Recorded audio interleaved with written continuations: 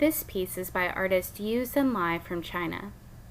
The title of the work is "We Must Grasp Revolution and Increase Production, Increase Work, Increase Preparation for Struggle to do an even better job." Intended as a propaganda piece for the Chinese government, this work was printed as a mass-market poster so that it could be widely distributed. It was created in May 1976. The social and political context included the Cultural Revolution, which occurred from about 1966 to 1976. The Cultural Revolution was an attempted purge of capitalist tendencies and traditional culture, during which factional violence and property damage occurred in the name of creating an ideal society. This included the intentional destruction of Chinese cultural artifacts, including artwork. The Cultural Revolution was led by Mao's close associates, known as the Gang of Four, but it was supported by many among the Youth Red Guard, the military, urban workers, and party officials. This poster reflects the ideals of the time period and its symbolism. Ordinary people such as workers, farmers, soldiers, engineers, businessmen, students, and youth are pictured to give the impression of class solidarity and widespread support of Maoism among all types of people in the country. Masses waving red flags symbolize a society united by communism. Industrial machinery and freight trains represent nascent industrialization. The city and the mountains in the background represent the coexistence of urban and rural populations, two factions Chinese communist leaders sought to bring together.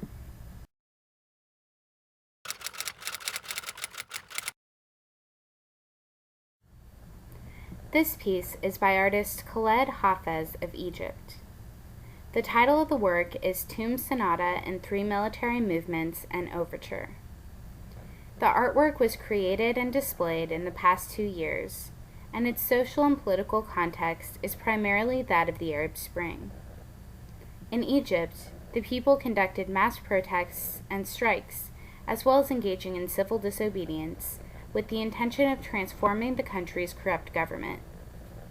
Conflict between revolutionaries and the military on one side, and supporters of the regime and the police on the other, occurred in the famous Tahrir Square. Ultimately, the Egyptians were successful in overthrowing President Mubarak. The Egyptian Revolution fits into the trend of uprisings in the Middle East and other countries such as Tunisia and Syria. The piece also operates against the backdrop of the wars in Iraq and Afghanistan, as well as the ongoing conflict between Israel and Palestine. The Tomb Sonata by Hafez evokes this interplay of violence and the struggle for freedom. The medium is an installation in the form of a tomb, which includes paintings on the walls. The tomb is made up of an entrance or overture and 3 rooms. The overture is a narrow, pitch-black passageway intended to simulate the darkness experienced when entering a tomb. Room 1 is called Canvas. The painting in this room depicts military figures, an omnipresent symbol in the Tomb Sonata that represents militarization under authoritarian rule in Egypt and the military presence in the Middle East more generally. This room also shows migrating humans and animals that symbolize the forced migration and shifting identities of displaced people. The room is lit only by blacklight, representing coded communication. Room 2 is called Phosphorus, and it depicts forbidden phosphorus bombs and military combatants.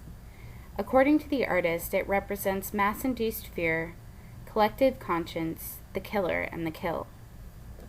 Room 3 is called Metal, and it is painted with hieroglyphic-like symbols of militarism that the artist says represent war machines, industrialization, and the way that history tends to be written from the point of view of the victor.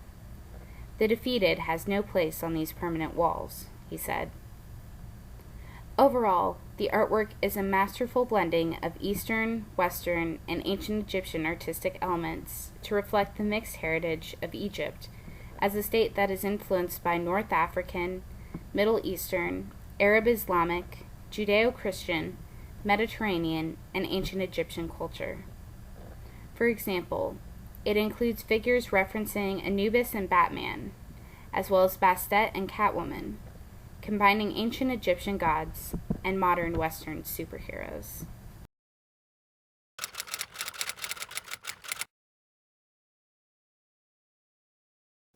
Ever since the First World War, countries around the world have used propaganda posters as a way to entice new men into joining the military. In countries such as Britain and the United States, where enlisting in the military was optional at the start of World War I, propaganda posters evoked patriotism, duty, and bravery. One of the most famous and legendary examples from that time is this poster, "I Want You for the U.S. Army," created by James Montgomery Flagg. He was an American artist and illustrator and worked in media, ranging from fine art painting to cartooning, but is best remembered for his political posters. He created his most famous work in 1917 to encourage recruitment in the United States Army during World War I. This poster is based on the original British Lord Kitchener poster, in which Lord Kitchener is seen in a similar pose. The British Lord Kitchener is, however, replaced by the famous character of Uncle Sam, who is representing American justice and freedom with a star-spangled hat and is pointing straight at the viewer of the poster, declaring, "I want you for the U.S. Army." This pose definitely puts the viewer in a position where they feel that they're being talked to and they have a significant responsibility to fulfill. Flagg used his own face for that of Uncle Sam, adding age and the white goatee, simply to avoid the trouble of arranging for a model. The face also bears resemblance to the real Samuel Wilson. Over 4 million copies of the poster were printed during World War I, and it was also revived for World War II.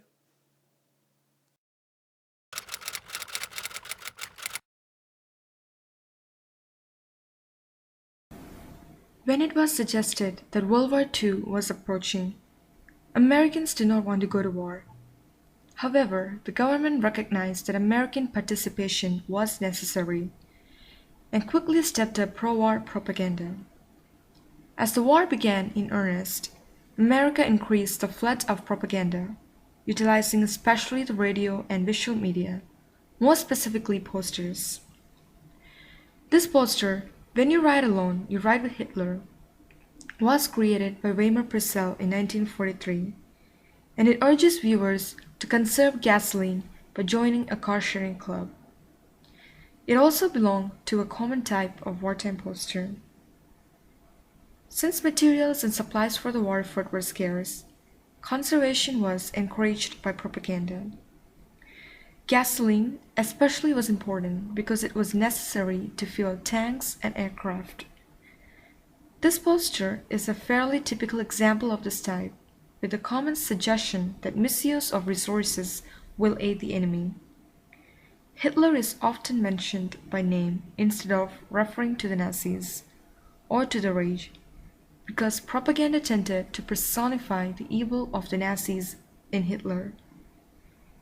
Interestingly enough, this is almost exactly the opposite of what occurred in Germany, where Hitler embodied everything good about the Reich.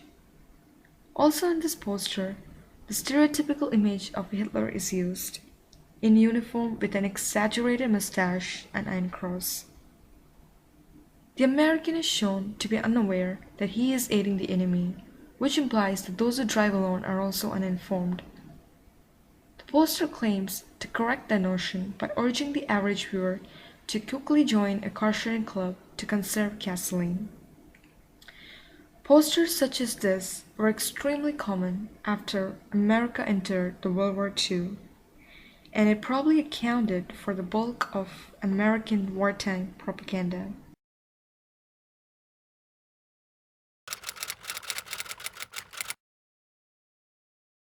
The Cold War began after World War II in 1945 and ended arguably in 1989 with the fall of the Berlin Wall, or in 1991 with the fall of the Soviet Union.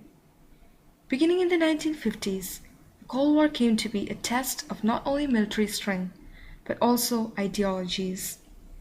The United States and the Soviet Union were the only two superpowers following the Second World War. The fact that by the 1950s each possessed nuclear weapons and the means of delivering such weapons on their enemies added a dangerous aspect to the Cold War. The United States led a group of Western countries, fighting for democratic capitalism, while the Soviet Union led communist Eastern countries.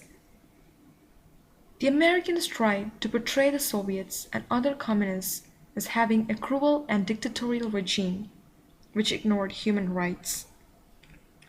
This image is a cover of Time magazine in 1961 with a picture of Soviet leader Nikita Khrushchev and what seems to be a nuclear explosion in the background.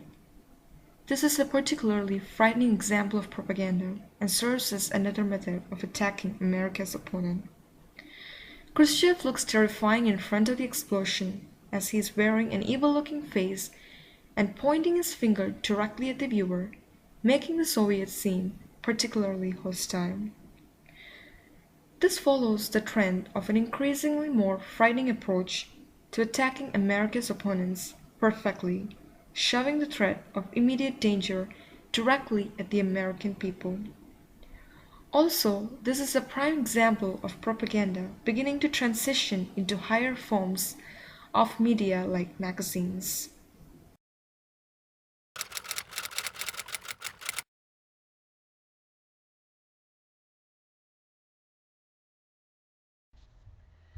This graphic poster by Dmitry Stankiewicz Moore is called Did You Join the Volunteers?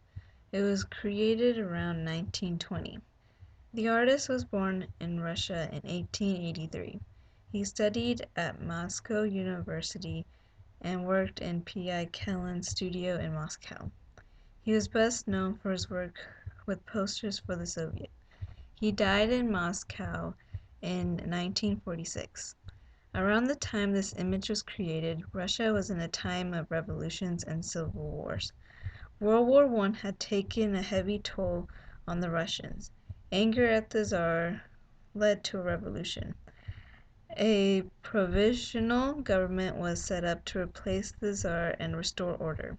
This government was made up of bankers, lawyers, industrialists, and capitalists, but it was incapable of keeping the people happy and made things worse for the Russians.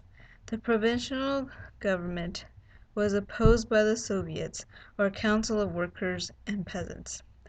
In the spring of 1917, V.I. Lenin returned from exile to join the Bolshevik Party, which opposed the provisional government. Under Lenin's guidance, the Bolshevik Party by the end of 1917 was able to overthrow the government and teach workers and soldiers to seize power and land for themselves.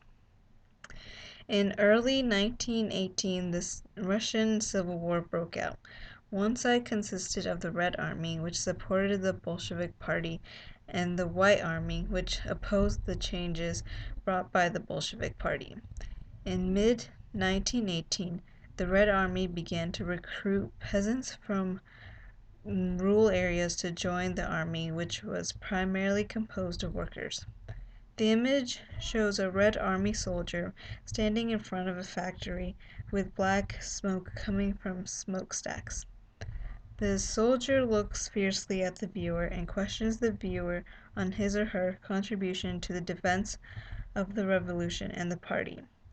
By having the Red Army soldier in the foreground and enlarged, this propaganda piece brings the attention of the viewer to him.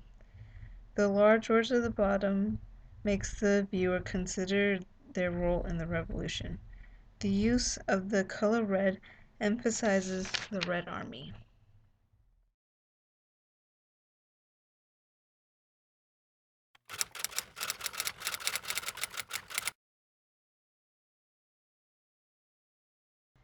This color lithograph poster, called Enemies of the Five-Year Plan, was made by Victor Denny in 1929.